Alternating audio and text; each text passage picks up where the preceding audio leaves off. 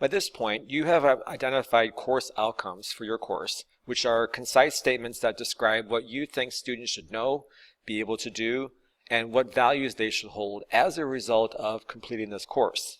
You probably have also begun to think about how you want to organize the course using a framework that helps to situate this learning in this course in some authentic context, through which students will be able to use active and applied and contextualized learning to acquire the knowledge and the competencies and the values you identified in your course outcomes. The challenge we have now is thinking about how through this framework that you've created, which may be a series of projects or problems or a simulation or something, is going to give the instructor opportunities to collect evidence that students are actually developing this knowledge, developing these skills, and holding these values that this course claims to help develop.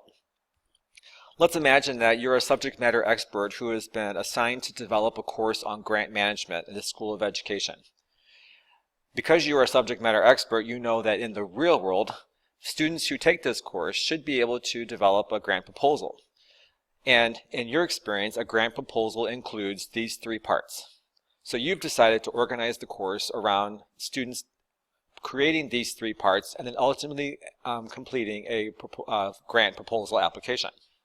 That makes sense. The question now is how is each of these parts going to give the instructor opportunities to know that students are developing the knowledge and the skills and holding the values that you have identified in your course outcomes. So recall that course outcomes reflect both the program outcomes, in this case for the School of Education, and the institutional learning outcomes, which describe competencies and values that all courses in all programs are working to develop. Because they are competencies and values that employers think that graduates from higher ed should be able to know and be able to hold. So you've identified your course outcomes, which include knowledge, competencies, and values. So let's think about how if you were to create this part one as an assignment for students to complete, how would that give the instructor opportunities to know that students are acquiring this knowledge and developing these competencies and holding these values? So identifying a need.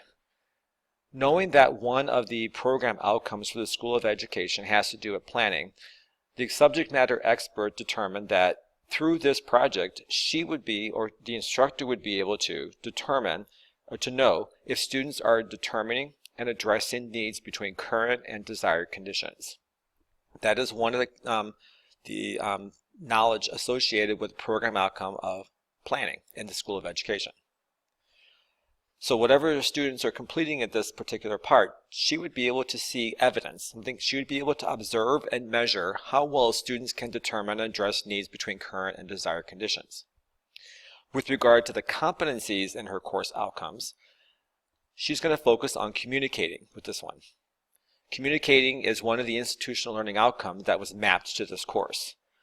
She was able to see through the Gen Ed program that one of the skills associated with this competency is including a variety of relevant information to develop an idea. So through this project, identifying a need, she should be able to observe and measure how well students can include a variety of relevant information to develop an idea. For this particular project, she didn't see any way that she would be able to collect evidence that students hold any values that were described in the course outcomes. However, if she goes into looking at part 2 or part 3 of this project, she should be able to see some connection between any values that she described in her course outcomes.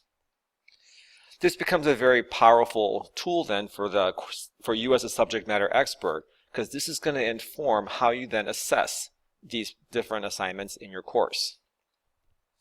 When you are filling out your tracking sheet for the course, you can scroll down to the area here under Design, and you'll see a box that says Evidence of Learning.